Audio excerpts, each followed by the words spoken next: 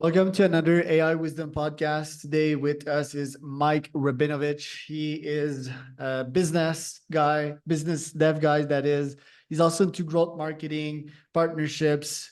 Both him and I have an unhealthy obsession with AI, Chat GPT, and both of us are podcast hosts. So this one is going to be a fun one. It's brought to you by podbar.com. That's my podcasting company. If you want to start and scale your own podcast and scale it the unconventional way, you can go to podbar.com. Mike, welcome to the pod. Tell me a bit more about yourself and about what you're up to nowadays. Thanks for having me, Charles. My background is in law. I did my articles of clerkships at the Department of Justice in Toronto, practiced downtown for about 5 years, commercial litigation. I was blessed to have, good clients, banks and leasing companies, but I wasn't having a lot of fun. And Web2 was going strong, and I just said, this is for me, although I had zero technical background, and I learned everything from a book, literally. Landed a law firm as our first web design client and managed projects for a while.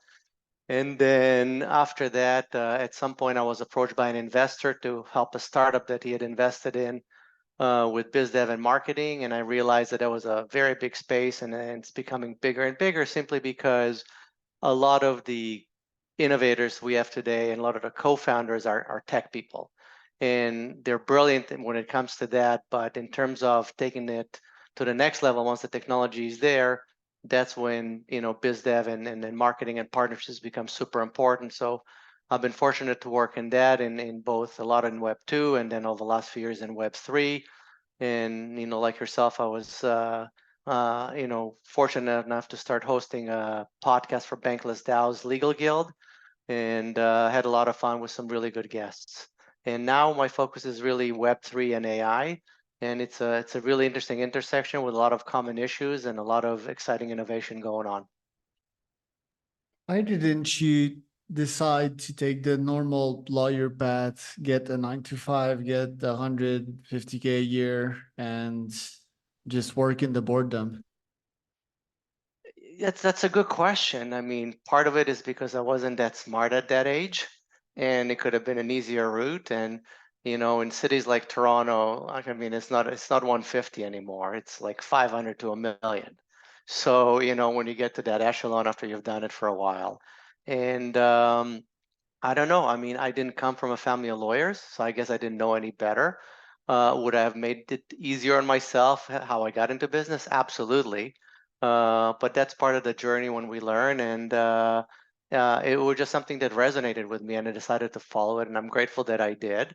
And I spent a good part of my time also speaking to younger entrepreneurs to kind of share with them the mistakes that I made, so hopefully they don't make them at all, or they make them to a much lesser degree.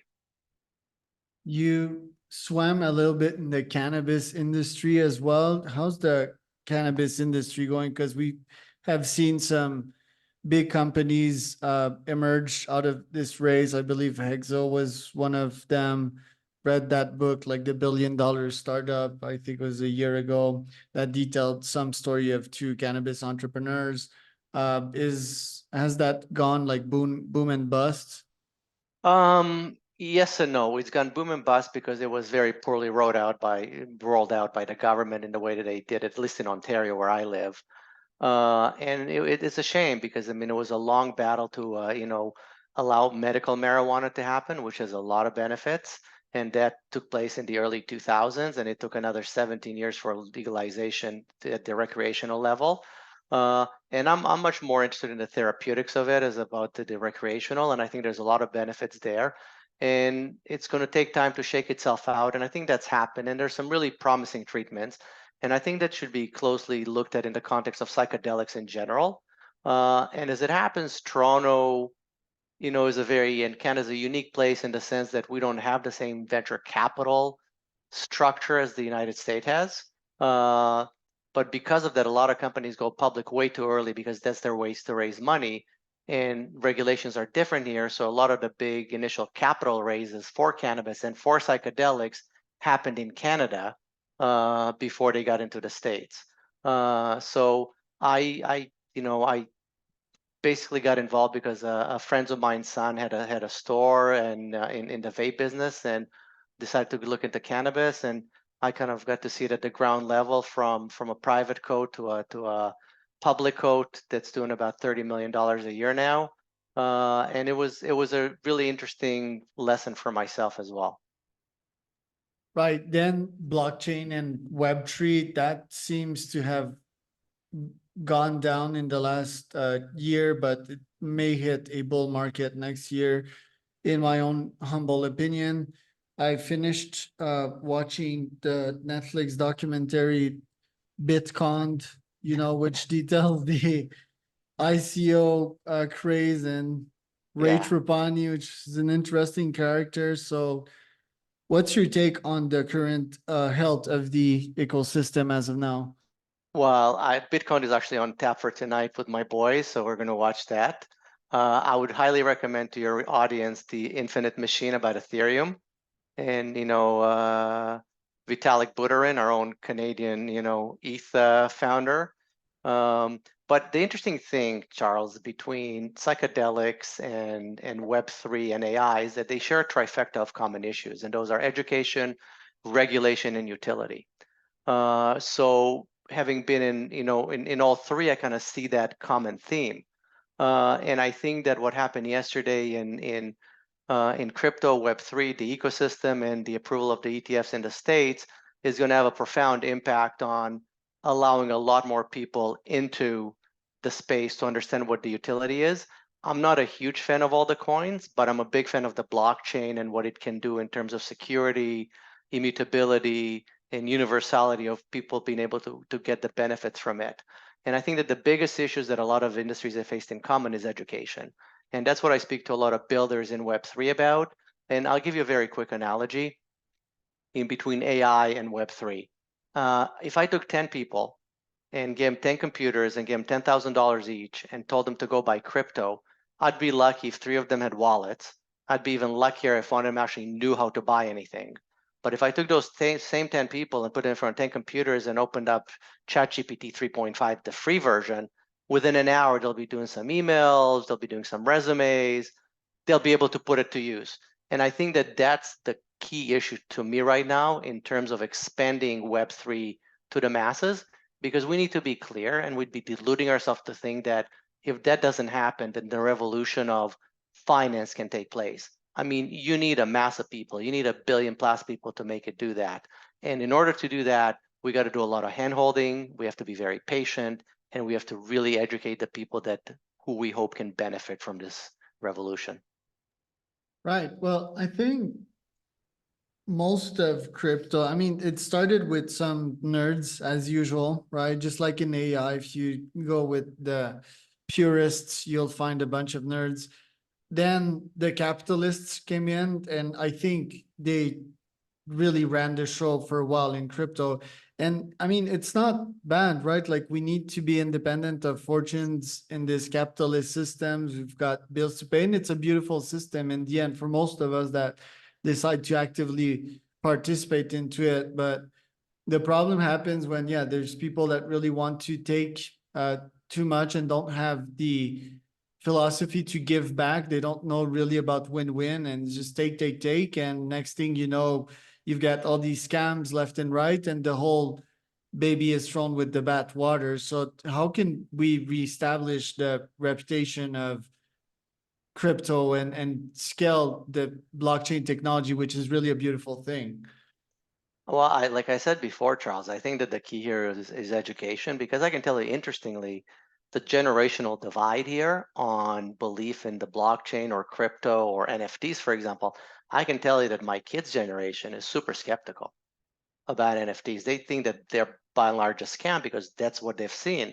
I, on the other hand, I may be in a minority, I don't know. I believe that, NFTs are going to be the kind of the greatest legacy of Web3. And I mean, we're involved in a project right now that's called NFT Secure, and it's focusing on using dynamic NFT to secure physical goods on the supply chain. So we're taking the best of the blockchain's capabilities and applying it to the real world.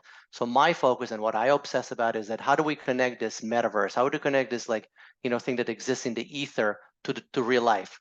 where it makes a difference in people's lives. So it's education, and it's creating applications that regular people can use. And I think that has to happen in order to really get the traction and to really meet its potential in the way that a lot of us believe it can. Right. I really much believe it more in the second point. I mean, I'm an education guy too, but how do you educate by media, right? And the media is just completely destroying crypto. And I mean, the Netflix doc that you're gonna see today is pretty much the same. You're gonna see it's again another complete destruction of crypto's reputation. It really associates characters like Ray Trapani as the speakers and yeah the front runners of crypto, which is a bit sad. Now let's talk about AI and GPT. Like GPT has rolled out the store, I believe 2 days ago. What's the opportunity to that, and how do you intend to surf that wave yourself? So in again, coming back to education, the first step that we've taken is we're focusing on who are the people that don't have a lot of resources or the knowledge but can really benefit.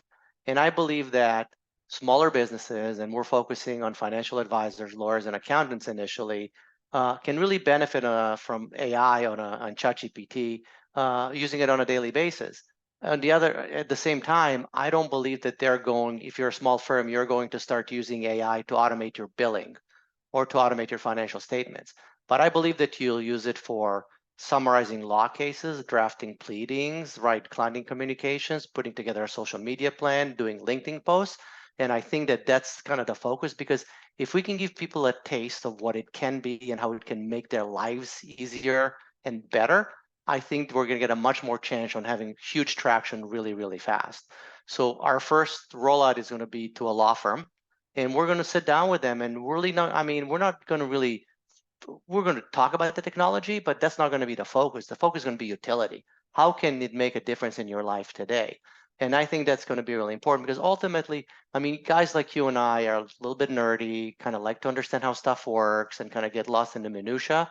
But most people, I mean, if you tell them to go to the wall, flip the switch on, the room is going to get flooded with light. They don't really care how it does it. They just know it's going to happen. And that's what we have to show, and that's what we have to demonstrate and enable people in the real world to do with AI and the tools that it can provide. How have you been using this store so far that they deployed a couple days ago? I have not used the store. I've read a bunch of reviews. The opinions are divided, so only time will tell. What I'm more excited about is the ability to, even to a small law firm or a small business, the ability to create their own custom GPT, right? So, I mean, I was talking to a friend of mine last night. He's a really top-notch neuropsychologist, and he writes reports for companies on cases, and he's done thousands of these. And I said, like, wow, you got gold there, because you feed this into ChatGPT, and you're gonna have your own private customized engine, leveraging technology that only multi-billion companies can access, but you're going to use it for your own practice. So I think that's very exciting for small businesses, and the potential, I think, is enormous. It is. I'm looking at some of these GPTs right now. A bunch of them are for SEO. But ironically, GPT might replace SEO altogether. What's your view on the future of search if we have a non-biased quote unquote assistant that is giving us directly the answers in a chat box via Google that is referring hundreds of thousands of articles to us, and the first ones are media SEO optimized bullshit articles? Well, again, it's a good question, and it's a loaded question, because frankly, even, I mean, I guess the commercial web really took off in 93, 94, 95 time area. In those, in the intervening time, search got better, but not really much better, right? I mean, I still get a bunch of irrelevant results every time I search. So I think that ChatGPT search, and that's one of the applications, I mean, can have a profound impact not only on search, but on everything related to search, which is namely marketing. So in a way, it's going to force people to level up their game to get the same results as they did before. But the payoff is that the people that figure it out are going to crush it, right? So this is why it's important for companies that have kind of ridden the wave of Facebook advertising, Insta advertising, driven by some, SEO, drivel that is not really that good. I think it's going to force people to level up their games, and it's going to be better for the ecosystem, and it's going to be better for the consumer. I see here tattoo GPT, which is quite relevant. Imagine if you're a tattoo artist and you could sell that as a service. I have plans myself to relaunch in the D2C space. And if I do, it would be, here in Oaxaca, there's mezcal, for example. And if you could make your own crystal mezcal bottle with the help of GPT, of course, it could be 3D printed and then shipped to you. And I would pay probably like $5 and resell that for 5,000, would be a luxury product. I mean, there's so many use cases. And like you said, when we started the call, we're living in exciting times, it seems. For us that are tech friendly, right? What do you see for generations that are not tech friendly at the moment, and what do you foresee for the next generations which are still quote unquote stuck in the education systems, probably your kids? Do you feel that they will have a harder time getting in the job market, for example? Well, it's not really the job market. It's really where they're going to live and buy houses market. You know what I mean?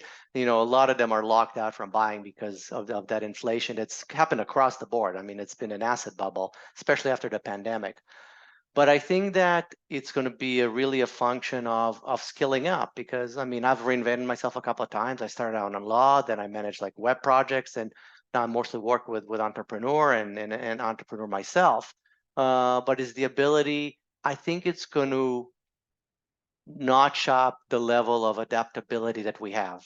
And throughout history, before tech and after tech, it was always about how adaptable are you, and that's really part of evolution. So I think that's going to be true for us as well. But it's also identifying what's really important. So AI, for example, having been in it a couple of years, I really came to recognize that the most important thing in AI is the prompt. The most important thing in AI is the question that you ask the machine, right? So like for me, I got a couple of certificates in Chat GPT and AI, and now I'm really focusing on prompts. And the business models are going to be, I mean, we're going to do these seminars for law firms, accounting firms, small businesses, financial advisors, and so forth. But that's just going to be the lead-in to really educate them to what the possibility is. And after that, there's prompt services. There's a lot of other things that can be tacked on top. Some of them will do it themselves. Some of them will outsource like they do today. But in terms of getting back to your question, I think it's going to be, if you're adaptable and you're willing to learn a little bit in a world where everything has changed in the sense that you no longer need to be a coder, that's a game changer. To me, that's the biggest game changer of AI. I have it in my head, but I'm not. I mean, I can mess around with Python and be dangerous, but that's the extent of it. But we're getting to the stage, and I'm sure with GPT-5, I'll be able to talk to GPT-5 and get them to write the code exactly as I envision it, without me really knowing any coding at all. And when we get to this stage, people that are open-minded are going to have a lot of opportunities. Fascinating. Well, thanks for today, Mike. Where can people find out more about you? You can find me on LinkedIn. It's Mike Rabinovici, and same thing on Twitter. And if anybody has any questions about Chat GPT or dynamic NFTs, please reach out to me. I'm always happy to converse and help educate and help hopefully get all of us to the promised land of this technology.